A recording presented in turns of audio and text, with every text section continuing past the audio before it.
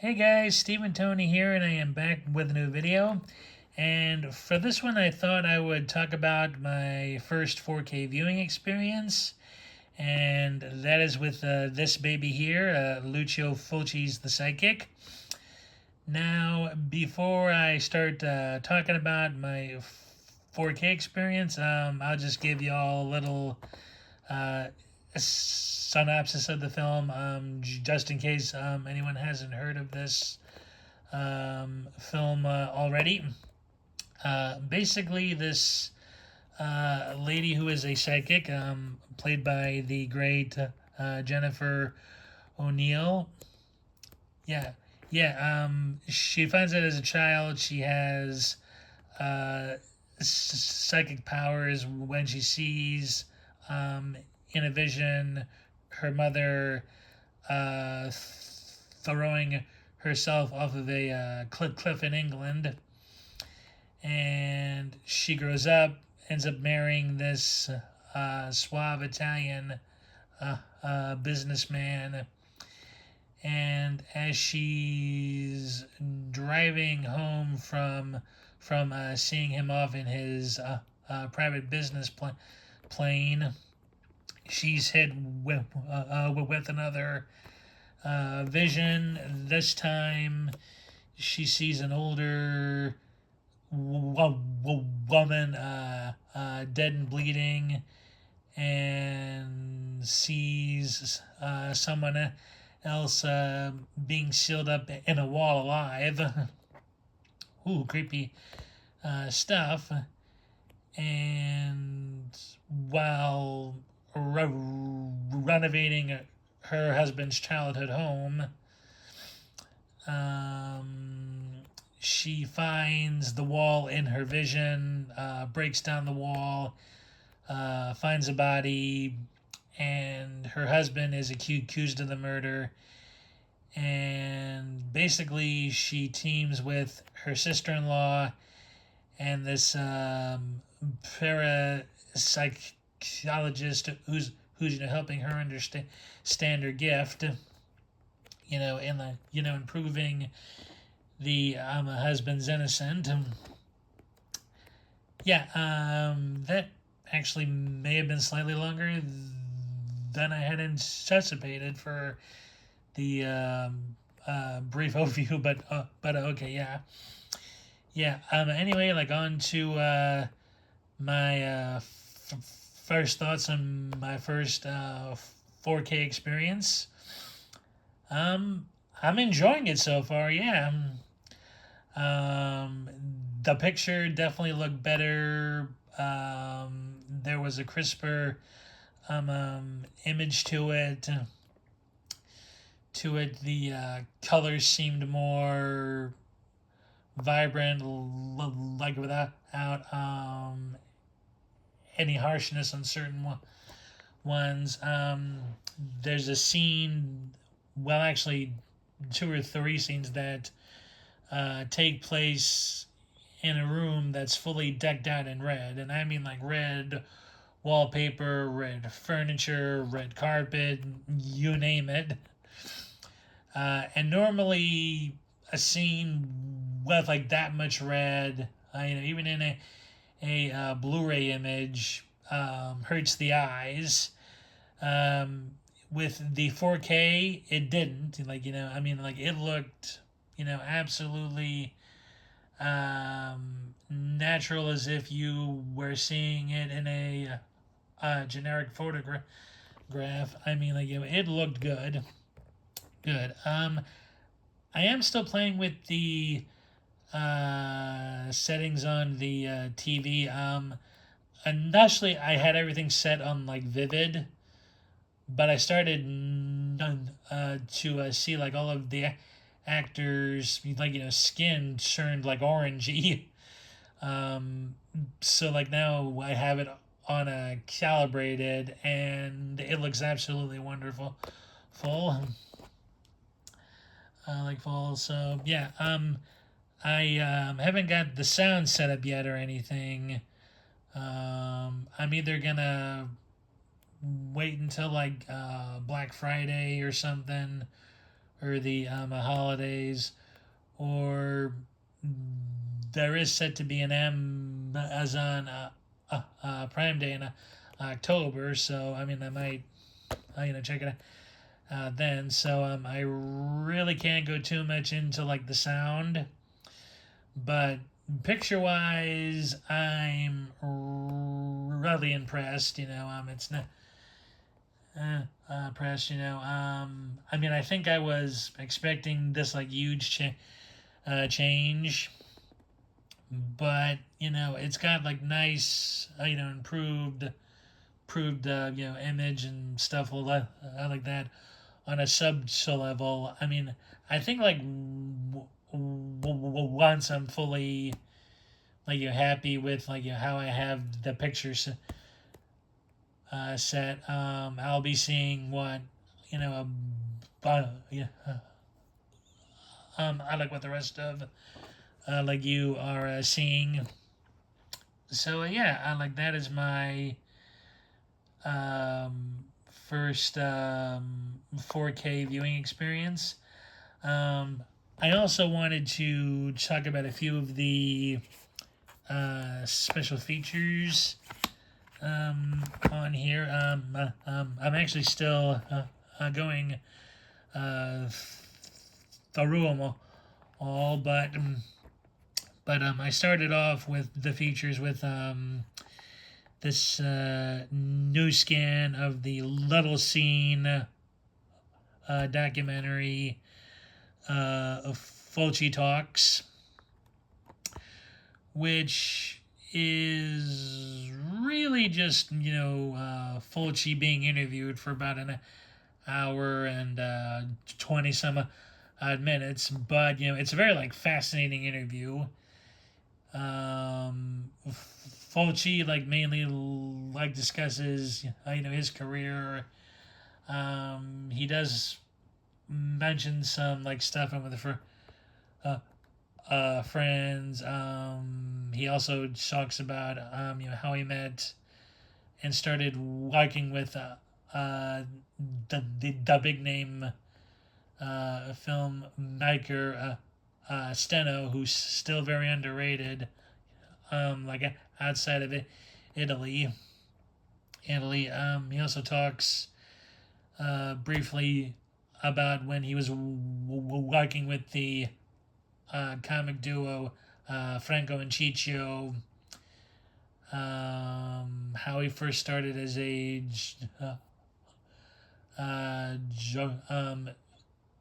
director and such, his works in the various genres. It's a very fascinating interview slash documentary. Yeah, I was actually surprised how vibrant and and welcoming Fulci seemed to be in this interview. View almost everything I've heard of him, like up until like this point, has been like he was a grouch. Very temperamental. Hard to sort of read in a way, if like you will. And here he was very very like lively and open, when answering questions with like gusto. I mean, I think like this like was filmed just about the time the reappreciation of his work started to begin. And he was being seen on the same level as like Argento, Bava, you know, Leone, Corbucci, etc. And I think like once he I like realized he was finally starting to get like like globs of that big, recognition he was probably always hoping to get like at points in his life was like coming. I think it changed his mind on the business again, and he was clearly not bitter, like when he was doing this. Um, my only other experiences, like with him being interviewed, was an audio interview he did about yeah, it was about the three westerns he did. And funny enough, he was mainly talking about like White Fang over both Massacre Time and Four of the Apocalypse. So, and he seemed a little bitter when he was interviewed then. And I did see one of the last interviews he gave, and thankfully it was subtitled in English, and he seemed a bit more open to being interviewed there. Not as jovial as he was in Fulci Talks, but he was still very open to being questioned on stuff. So that was an eye opener for me. As far as who Fulci was as a person. So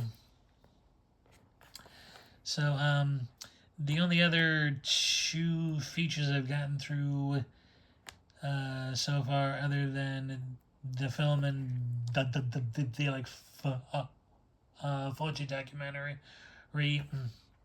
are the interviews with Ida Galli, aka Evelyn Stewart, and an interview with Johnny Garco.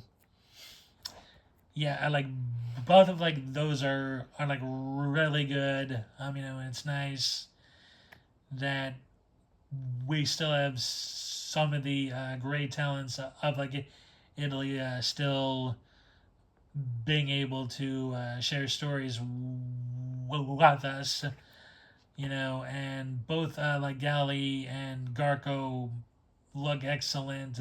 I believe they're both up there in age numbers, but they still look fantastic.